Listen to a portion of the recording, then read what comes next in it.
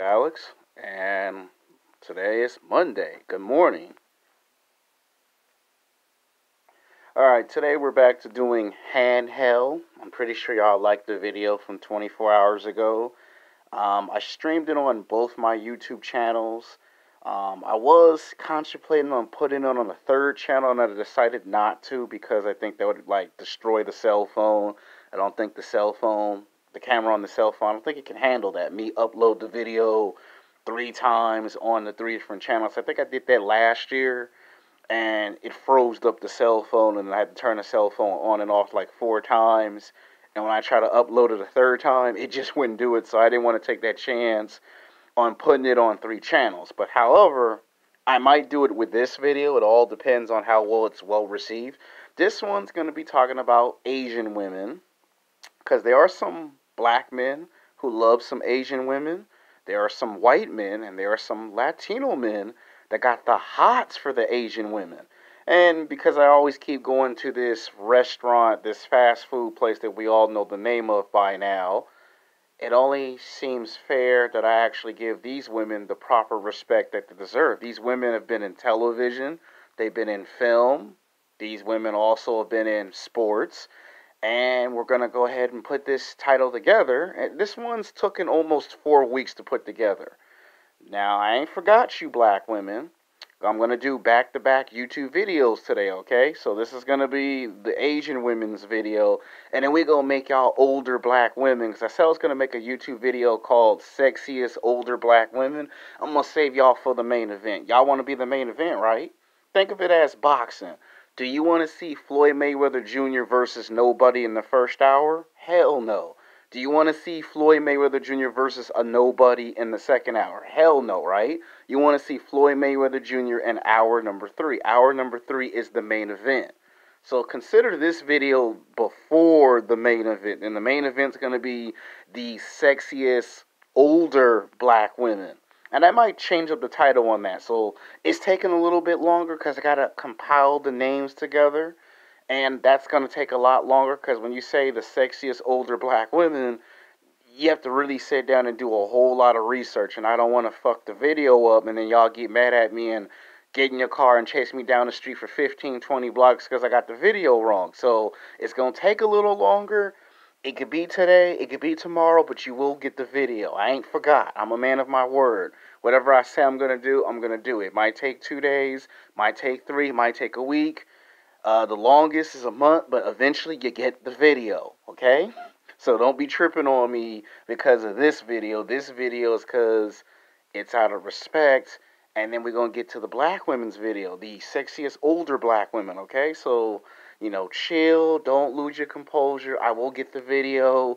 I have a new audience, and sometimes my audience will do things that they want to see, and I apologize because it's early in the morning, and every time I do a video, somebody always calls, and I probably know who it is. Alright, the title of this video is going to be called Sex Game Sexiest Top 12 Hot Asian Women in Television and Film. We're talking about 12 of the best of the best. It doesn't matter what their age is, okay? A lot of these women are very physically, sexually attractive. These are women I've seen on TV for the past 14 years. And this is a list I put together because these are women that I find physically, sexually attractive. These are women that if I saw right now, of course, if there was no accident, if I saw these women right now, I would try to ask these women out to lunch and dinner. They're that very physically, sexually attractive. Now, when we get closer to actual July, I will drop the video that no one expects. It's going to be a new worldwide event type of video. Part 1 of that is going to be the greatest comic book films of all times. The second half of that event will be me talking about that I like all women, because I'm going to answer that billion-dollar question that nobody here on YouTube wants to answer. So, it's going to get answered, but you have to wait until July, because we got some left. We got July, we got June 29th, and then there's a June 30th. So still got 2 more days of June, and it ain't July yet. And when I drop the comic book video, I want to do it when they actually open the gym back up, like literally opened it back up. Not because I have another series that I want to do, but that's not why you're watching this channel. We've been rambling on and talking too much, so let's get to it. Coming in at number 12 is Yeoh Kim. Now, Yeoh Kim is a retired professional wrestler. Now, she lives in Canada, and she is mixed. She is Korean or Asian descent, because she does have that in her family. And I've been watching her wrestling career for years. I told you in my video called Sexiest Women in Wrestling that I actually like her character. I actually like her character in wrestling. Now, she did a promotion called WOW Women's Wrestling, and she was there for like a very good 5 or 6 years, where she became a 3-time world champion. And that's how she got discovered by WWE. And to break in her first time and beat Trish Stratus for the title, she had done something in history that no one had done before. Like, for years and for years, they had women do professional wrestling, and none of them could get over. And Yeoh Kim was one of these rare girls that came in. You know, they said she was too small. They said she was too skinny. They said she didn't have no athletic build. And she proved everybody wrong. I became a fan of her the minute she won her title. She only defended the title like twice, and then they made her drop the belt, which I thought was very rude and disrespectful. It's like she just got her first title reign, and just like that, you end it. And then it wasn't until, and then she left the company, and then she went to Japan Wrestling, and then she went to TNA, where she stayed for 10 years, and she managed to make herself into a 5-time or 6-time world champion in professional wrestling. She got into small little parts in movies and television shows that were unnoticed. She did some modeling, which I didn't know, and if it weren't for Yeoh Kim, a lot of these wrestlers that you see today, like Asuka and WWE, she's another person I might actually tie on this list, because she is Asian. She is in her mid-20s. So, you know, why is it kept closed? Yeoh Kim opened the door for a lot of these women to come in and do it. Like, you would have never gotten no Asuka in WWE winning the championship like she is. So, Yeoh Kim was the one who opened the door. Yeoh Kim's the one who made it possible, so they should be looking up to her, because she was the one who went through all the criticisms, you know, the discrimination, and when she went back to WWE for the second time, she had the same problem again. You know, so it's no big secret. Her and, you know, Mr. McMahon, they don't see eye to eye. But she's the one who opened the door for Asian women to break into professional sports and do what it is that they do today. So you have to consider that. She's a legend. She's an icon. She's a Hall of Famer. Hopefully one day she gets in the WWE Hall of Fame. Alright, coming in at number 11 is Chloe Bennet. If you don't know who that is, all you have to do is type up Agents of S.H.I.E.L.D., a.k.a. Disney Johnson. Now, she's very physically sexually attractive. I mean, she looked good. I mean, when they brought her on the show, she was like the youngest cast member. And then she got, you know, she caught fire when they changed her character from being this computer hacker brat to this, you know, female secret agent that kicks your ass. And then somewhere around in season 3 or season 4, where they decided to do the Inhuman storyline, she got superpowers. And then they changed her from being this nice little innocent girl to this sexy, hot golf girl. She was badass. I was like, damn. And then, you know, she got into better athletic shape. And then they had it where she would drive motorcycles. And then I like the storyline where she connected with the Ghost Rider, Ruby Reyes Ghost Rider, not Johnny Blaze's Ghost Rider. And to me, that was the best part of the television, because they finally pushed her character. And the fact that she's not scared to open her mouth and speak up about what goes on behind the scenes. Now, she's been in other movies and television shows, and she always said that she felt that her character should be in the Marvel Cinematic Universe. And I agree with her that there's a chance that she could interact with characters like Miss Marvel, Black Widow, you know, She-Hulk, because She-Hulk's getting a television show. You could just take the characters from Agents of S.H.I.E.L.D. and throw them on to Agents of to She-Hulk. Like, you can have her escape and have her, you know, run cross past a big Marvel character. It could do that with her character. And she likes having fun. And you see she likes to stay and get signed every single year. And she keeps asking the studios, make it happen. make the television show crossover with the movies. And the studios is considering it. One of the biggest downfalls, if they don't take her character and put it in the Marvel Cinematic Universe, I'll be very furious if they don't do it. I mean, she has the talent. She's hungry. She seems like she wants to interact with all these characters. She likes that idea. All right, coming in at number 10 is Grace Park. Now, Grace Park is from Canada, and she's fine as hell. Now, I like my Asian women, in athletic shape, very athletic, very physically fit. She eats her fruits and vegetables. She drinks a lot of water. She stays away from the alcohol and the drugs. She stays away from the fast crowd and stays to herself and does her job. Like, she was on a TV show called Hawaii Five-0 for like at least 6 or 7 years before she got recast because they weren't paying her enough money, and she ended up she had already been on 3 television shows 6 years apart, but that was the main television show. And when they put her on there, I was like, damn, this girl is fine. And this woman could actually do martial arts. A lot of people just thought she's just an actress. No, she did some modeling, she did acting in television and film, and she could do some martial arts. Like, this girl's got some skills, and she looks good for her age.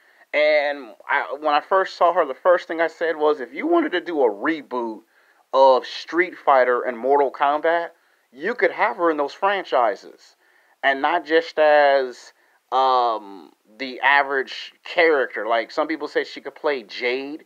She could play Jade, but I could also see her play Princess Katana. I could see her play Melina if it was Street Fighter. I could see her play Shakira, the girl that has a crush on Ryu. She could play those characters if they had they rebooted Mortal Kombat and Street Fighter much earlier, which they did, but she should have been a part of that. That would have been a chance for her to showcase her skills. All right, coming in at number 9 is Michelle Yeoh. Now, Michelle Yeoh is one of my favorite actresses from the 80s and the 1990s and 2000s. She's been in the game for like 4+ decades. She's done almost 100 films, just like Jackie Chan, and she's best friends with Jackie Chan. Everything Jackie Chan does, she does the same thing. She's produced, she's written scripts, she's directed, and she's acted in a bunch of movies and television shows. She's been in so many movies that people compare her to Jackie Chan. To me, she's on the same level as Jackie Chan. Anything Jackie Chan can do, she can do just as good. She has her best movie moments. Crouching Tiger, Hidden Dragon, and then almost 20 years later to come back for the highly anticipated sequel. So she's been in 2 of those films. Then she got to be in James Bond Tomorrow Never Dies. And why is it kept closed? Had they ever done a Catwoman movie, she could have been Catwoman because her character had some elements of Selena Kyle, where she could play Catwoman.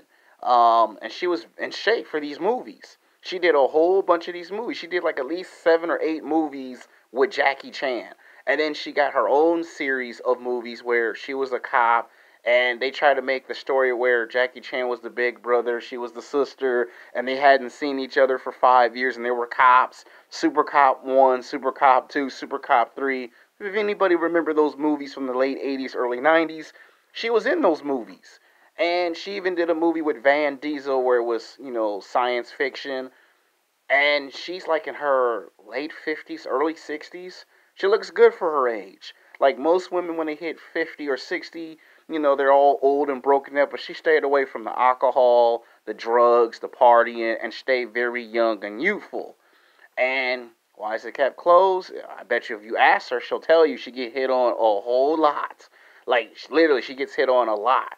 And she's good in the martial arts. She's not just one of these actresses who just does the martial arts because that's what you expected. She has other skills, other talents. Like, she can write scripts. A lot of people don't know that. She can write scripts, she can produce, she can direct. She knows how to do choreography, and she also is a martial artist herself. An 8th degree black belt. I don't know which style, but I do know that's why they picked her for Crouching Tiger, Hidden Dragon, and then 20 years later do the sequel. She's been in plenty of movies. And I don't see her slowing down no time soon. Like, I really don't. Like, you watch her movies, she's serious and passionate about what she does for the art of acting. Doesn't matter what genre it is. It could be comedy, she could do comedy. You need her to do something serious, she can do something serious. You want her to do a little bit of both, she can do it. Alright, coming in at number 8 is Lucy Liu. Now, in the 1990s, I actually had a crush on Lucy Liu, and I still do, when she was on the television show called Alec Mobito. A lot of y'all probably don't remember that show. It was made by Fox. It did ran for like 3 or 4 seasons. She was on there where she showed that she had the ability to do comedy. But she wanted to be taken serious, so she ended up doing this movie with Antonio Banderas. By far one of the best action movies I ever seen. Like she played an assassin where she got into athletic shape. And Lucy Liu's another one of these women that can actually kick your ass in real life. Not just in the damn movies. In real life, she can kick your ass. Just because she's 5'6", 120 pounds, that don't mean shit. She can break your arm, your leg, knock you out unconscious. Like, she's legit. Like she actually really trains in actual martial arts. And when she does it for real. And if you thought that movie was a fluke, it's not, because she would do another action-packed movie. And then she would do another one, and that movie would end up be called Bill Kill Volume 1. Which showed she really can do real good with a sword. Like, the way she did the character, it shows that she was truly committed and she was serious. Like, she went to do this, went to martial arts class, acting class, turn around and get ready for the character. And just imagine if you were to do a TV show called The Blade back then. She would have been perfect for that role because she can do the sword fighting. And she wasn't in her 20s when she did that. She was like in her 30s when they asked her to do Bill Kill Volume 1.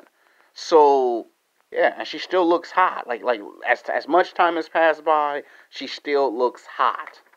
Alright, coming in at number 7 is Zhang Ziyl. Sorry if I messed up the last name, but you should know her. She was in Crouching Tiger, Hidden Dragon, and including the sequel. And those are just 2 movies that she's been in. She also was in the sequel to Rush Hour 2, where she was actually beating up Jackie Chan and Chris Tucker.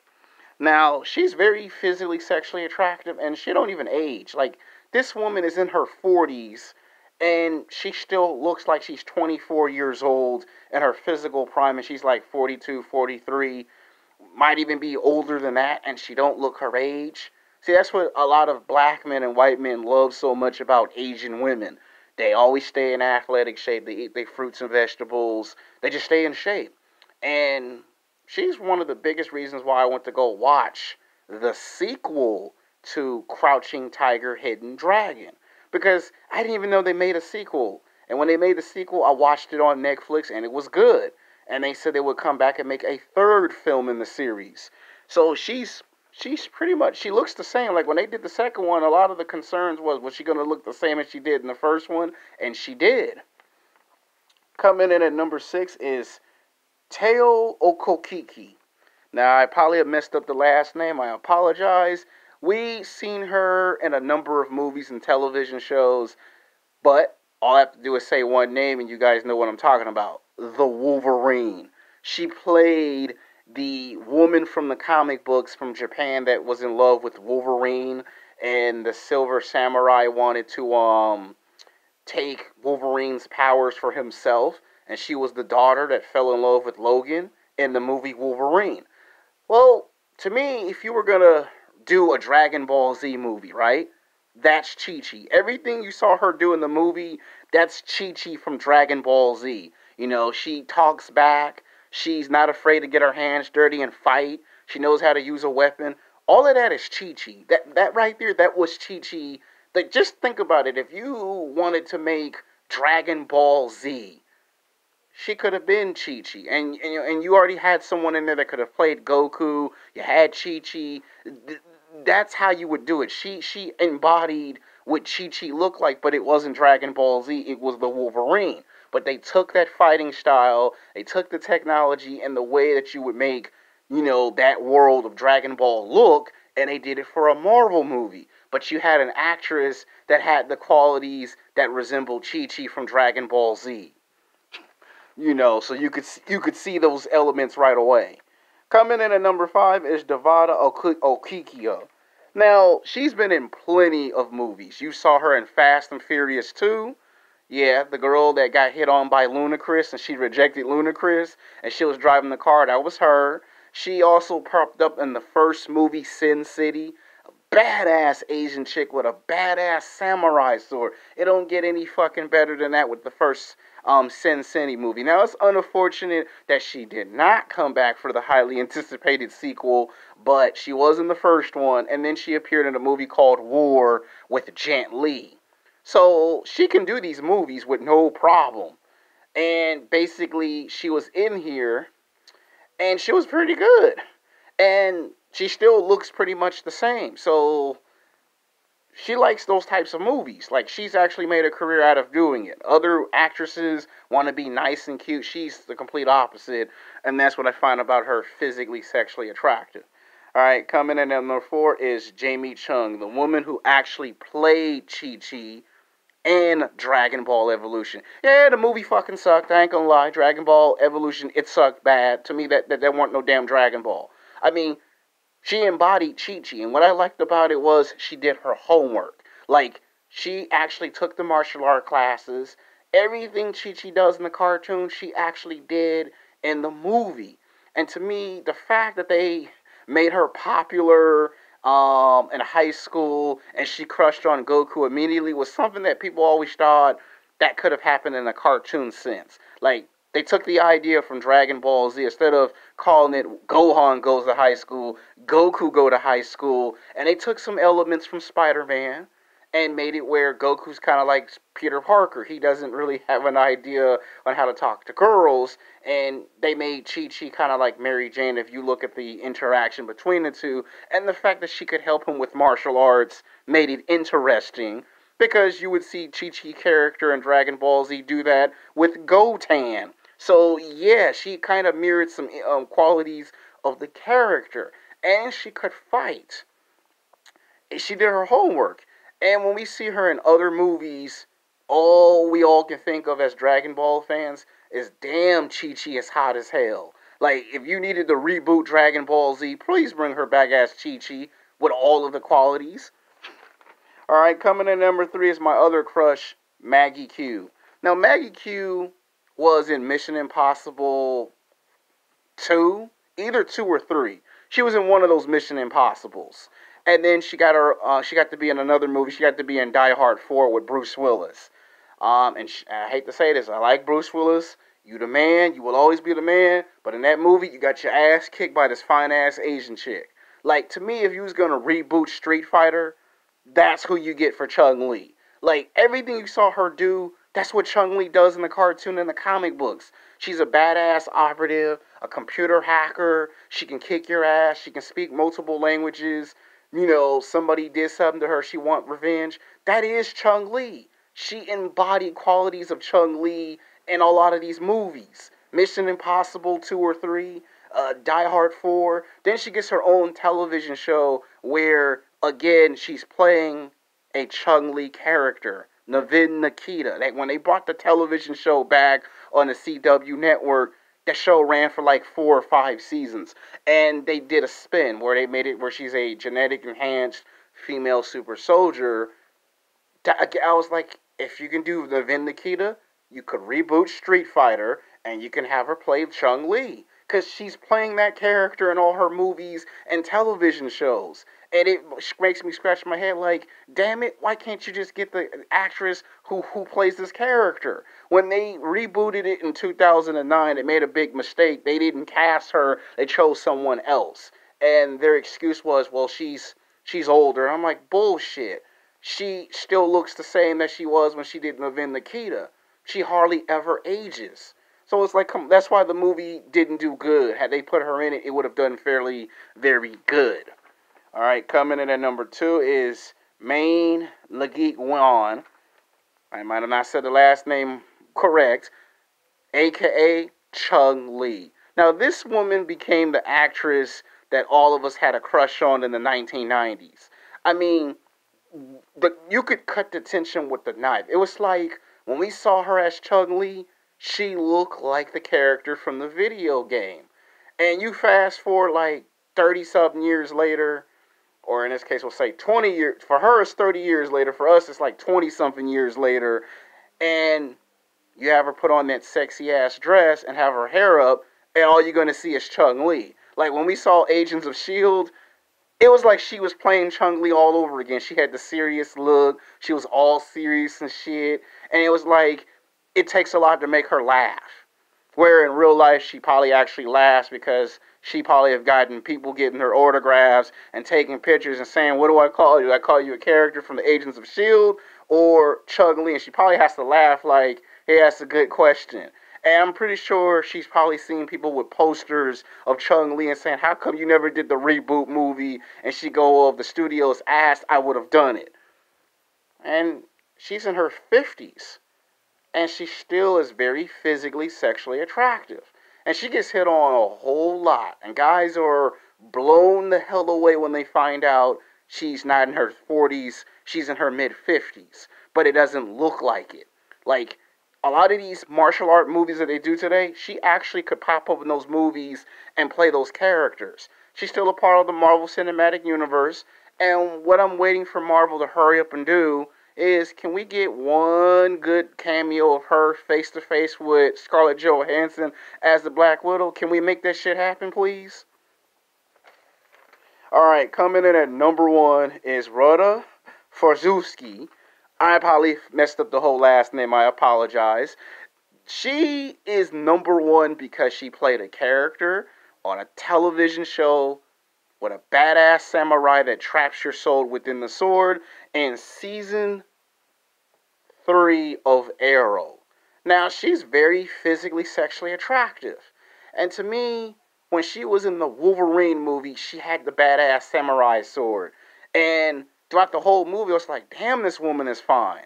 And I was like, Wolverine actually should be with this girl because this girl was just more hot.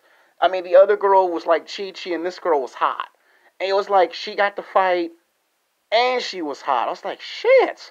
And then she got to be in the CW network when she did Arrow. And then she got to be in 2 seasons of the show. And then she clashed with Tatiana Osgal, who's also played by an Asian actress who I didn't put on this list.